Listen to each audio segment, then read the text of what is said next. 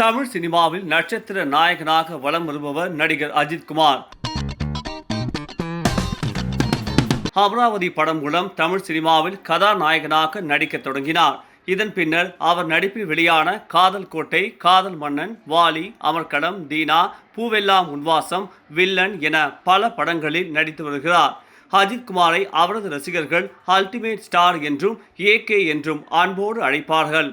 சமீபத்தில் துபாயில் நடைபெற்ற 24 மணி நேர கார் பந்தயத்தில் 922 போர்ஷே கார் பிரிவில் நடிகர் அஜித் குமாரின் அணி 3வது இடத்தை பிடித்தது. மேலும் அஜித் குமார் 414ஆம் எண் கொண்ட காரின் ஓட்டுநராக கலந்து கொண்டார். அவருக்கு ஸ்பிரிட் ஆஃப் த ரேஸ் விருது வழங்கப்பட்டது. நடிகர் அஜித் குமாரின் விடாமுயற்சி திரைப்படம் பொங்கலுக்கு வெளியாகவில்லை என்பது ரசிகர்களை வருத்தத்தில் ஆழ்த்தினாலும் அதற்கு பதிலாக கார் பந்தயத்தில் 3வது இடத்தை பிடித்து இந்தியாவிற்கே பெருமை தேடி தந்தார் அஜித் குமார். அஜித்தின் கார் பந்தய வெற்றியின் மகிழ்ச்சியுடன் பத்மபூஷன் அறிவிப்பு அவரது ரசிகர்களுக்கு இரட்டை கொண்டாட்டத்தை ஏற்படுத்தியுள்ளது. இந்நிலையில் இவர் நடிப்பில் 2 வருட நீண்ட காத்திருப்புக்கு பின் விடாமுயற்சி படம் 2 நாட்களுக்கு முன்பு வெளியாகியுள்ளது.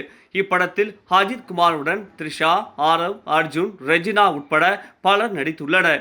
இப்படத்திற்கு அனிருத் இசையமைத்துள்ளார்.